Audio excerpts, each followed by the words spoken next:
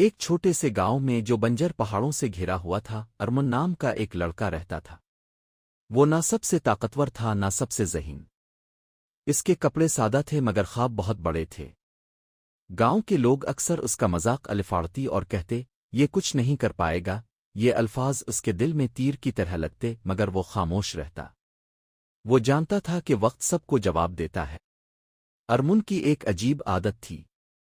ہر رات سونے سے پہلے وہ آنکھیں بند کر کے اپنے مستقبل کا تصور کرتا۔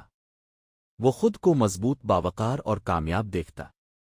وہ سوچتا کہ ایک دن وہی لوگ جو آج اس پر ہنستے ہیں اس کی عزت کریں گے۔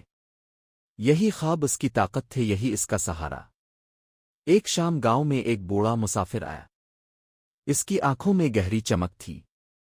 اس نے ارمن سے کہا، تمہارے دل میں اداسی ہے؟ ارمن نے آہستہ سے جواب دیا، میں لوگوں کی باتوں سے تھک گیا ہوں۔ مسافر نے اسے ایک ننھی سنہری چابی دی اور بولا، یہ کل کا دروازہ کھولتی ہے مگر صرف ایک لمحے کے لیے۔ رات کو ارمن نے چابی مضبوطی سے پکڑی اور کہا، مجھے میرا کل دکھاؤ۔ اچانک کمرہ روشنی سے بھر گیا۔ اس نے خود کو کئی سال بعد دیکھا۔ وہ پراعتماد، مضبوط اور کامیاب تھا۔ لوگ اس کی عزت کر رہے تھے۔ اس کی آنکھوں میں شکست نہیں بلکہ یقین کا نور تھا۔ اچانک سب کچھ ختم ہو گیا۔ ارمن جاگ اٹھا۔ چابی غائب تھی مگر اس کے دل میں یقین زندہ تھا۔ زندگی نے اسے آزمایا، وہ گرا بھی، رویا بھی، مگر ہر بار وہ اپنے روشن کل کو یاد کر کے دوبارہ کھڑا ہو جاتا۔